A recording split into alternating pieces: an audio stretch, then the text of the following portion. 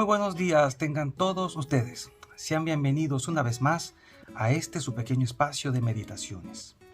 Hoy la iglesia se viste de solemnidad, pues en medio precisamente de este Adviento celebramos a María, Inmaculada Concepción. Y este es un beneficio muy particular que el Señor le concedió solo y únicamente a la Santísima Virgen María en previsión de lo que habría de hacer y de ser su unigénito Jesucristo. En el nombre del Padre, del Hijo y del Espíritu Santo. Amén.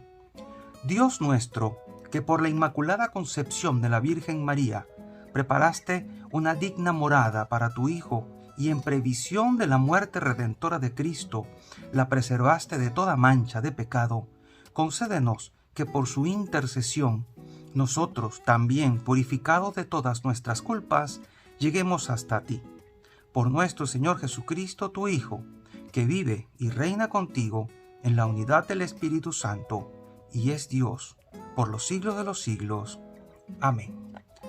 La liturgia de hoy comienza con el libro del Génesis, capítulo 3, versículos 9 al 15 y versículo 20. Después de que el hombre y la mujer comieron del fruto del árbol prohibido, el Señor Dios llamó al hombre y le preguntó: ¿Dónde estás? Éste le respondió: Oí tus pasos en el jardín y tuve miedo, porque estoy desnudo, y me escondí. Entonces le dijo Dios: ¿Y quién te ha dicho que estabas desnudo? ¿Has comido acaso del árbol del que te prohibí comer? Respondió Adán: La mujer que me diste como compañera me ofreció del árbol y comí. El Señor Dios dijo a la mujer: ¿Por qué has hecho esto? Repuso la mujer: La serpiente me engañó y comí. Entonces dijo el Señor Dios a la serpiente: Porque has hecho esto, serás maldita entre todos los animales y entre todas las bestias salvajes. Te arrastrarás sobre tu vientre y comerás polvo todos los días de tu vida. Pondré enemistad entre ti y la mujer, entre tu descendencia y la suya, y su descendencia te aplastará la cabeza, mientras tú tratarás de morder su talón. El hombre le puso a su mujer el nombre de Eva, porque ella fue la madre de todos los vivientes. Palabra de Dios, te alabamos, Señor. Salmo 97. Cantad al Señor un cántico nuevo, porque ha hecho maravillas. Cantad al Señor un cántico nuevo, porque ha hecho maravillas. Su diestra le ha dado la victoria, su santo brazo. El Señor da a conocer su victoria, revela a las naciones su justicia. Se acordó de su misericordia y su fidelidad en favor de la casa de Israel. Los confines de la tierra han contemplado la victoria de nuestro Dios. Aclama al Señor tierra entera. Gritad, vitoread, tocad. Tenemos como segunda lectura de este día la carta de San Pablo a los Efesios, capítulo 1, versículos del 3 al 6 y del 11 al 12. Bendito sea Dios, Padre de nuestro Señor Jesucristo, que nos ha bendecido en Él con toda clase de bienes espirituales y celestiales.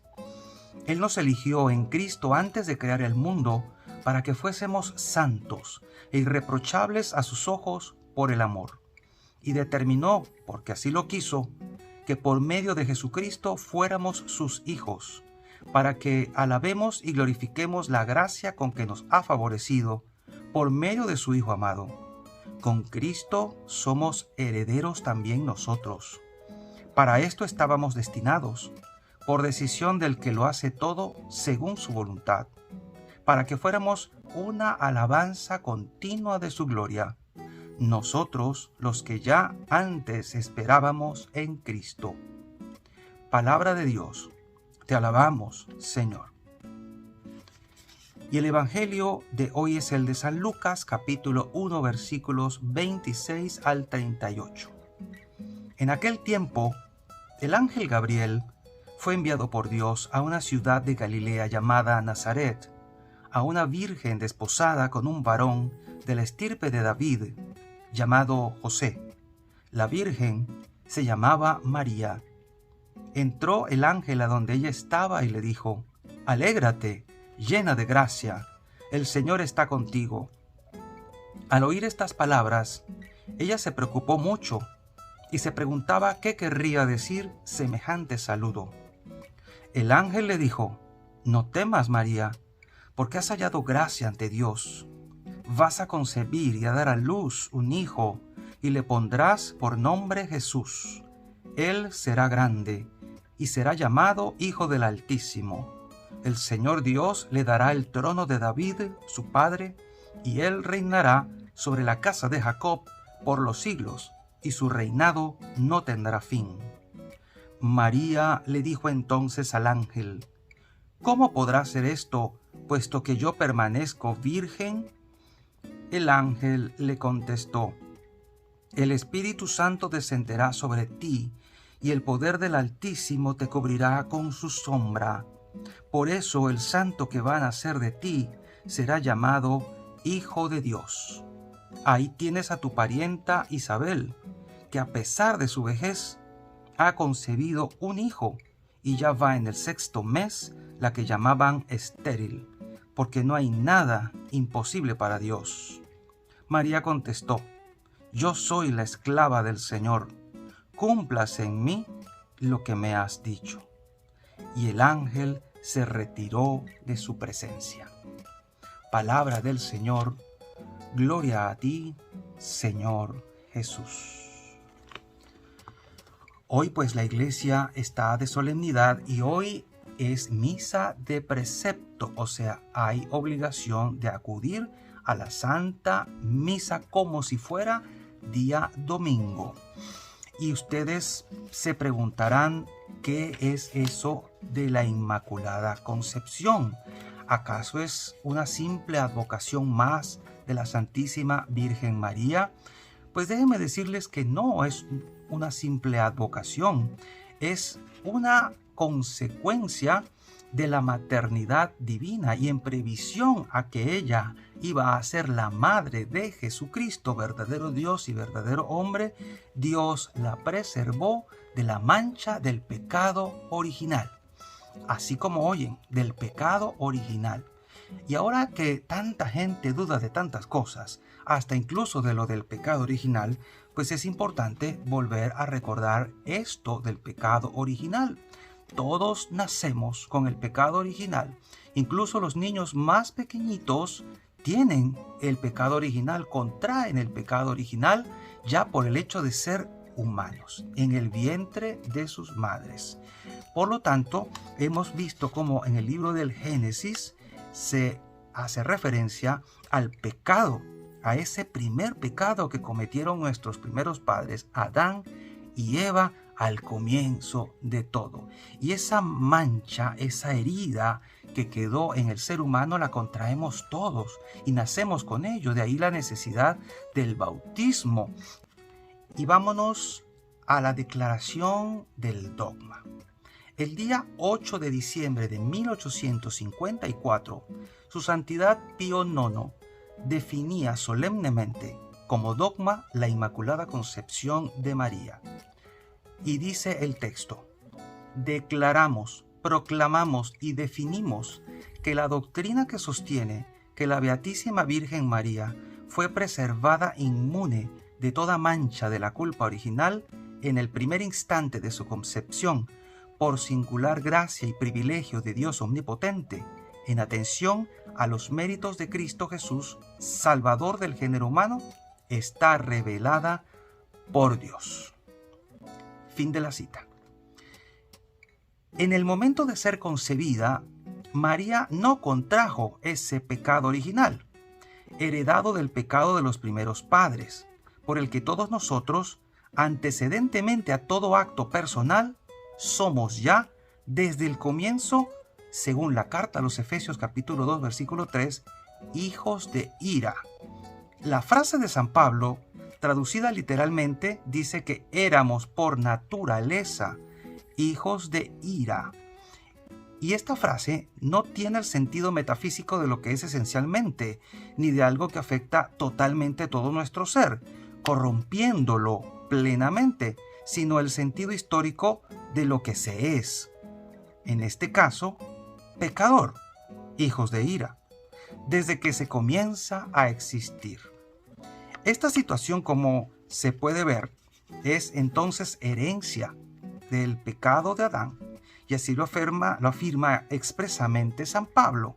Dice, por esto, como por un solo hombre entró el pecado en el mundo, y por el pecado la muerte, y así a todos los hombres alcanzó la muerte, porque todos pecaron, según Romanos 5:12.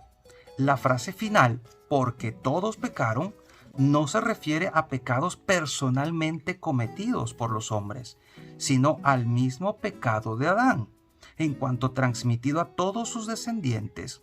Es la situación enunciada antes por el mismo San Pablo, cuando dice, por la desobediencia de un solo hombre, todos los demás quedaron hechos pecadores.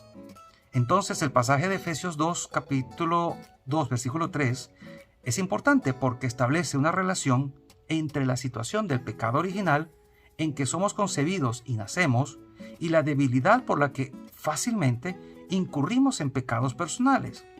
De hecho, en ese versículo, San Pablo enumera determinados vicios en los que se incurre por culpa personal y añade, como explicación del fenómeno, la situación de hijos de ira que teníamos desde el principio de nuestra existencia.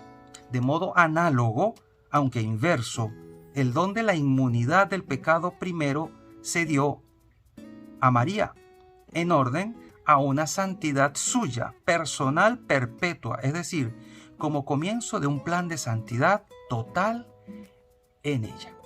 Así que vemos en María el comienzo de una nueva etapa para toda la humanidad.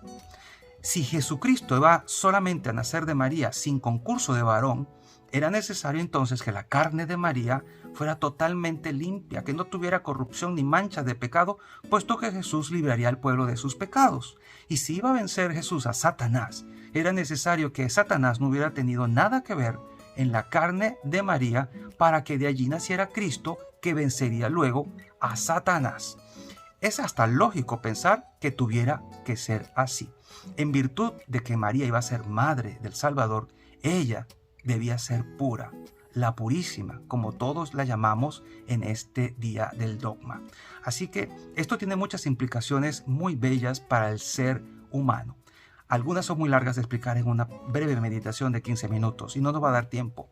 Pero quédenos claro que era necesario, que la Biblia lo atestigua y que la historia de la Iglesia y la teología así lo han verificado. Nosotros lo creemos y estamos alegres de que así sea. Luego fue interesante cómo, más o menos en el mismo tiempo, a una jovencita en Francia, Santa Bernardita Soubirous, la Santísima Virgen María se le aparece y le dice, yo soy la Inmaculada Concepción. Y esta pobre muchachita campesina no tenía ni idea de lo que estaba pasando en el Vaticano a la hora de definir el dogma. María se le adelantó y lo puso en el corazón y en los labios de aquella muchachita que, sin darse cuenta, estaba dándole a conocer al mundo que la Virgen estaba asintiendo que lo que se había dicho en Roma como dogma era cierto y el cielo lo afirmaba. Y la misma Virgen María vino a decirlo, a decir que sí, que era verdad. Y la bendición de Dios Todopoderoso, Padre, Hijo y Espíritu Santo, descienda sobre cada uno de ustedes y les acompañe siempre. Y seguiremos en contacto, si Dios lo permite, a través de este canal. Chao, chao.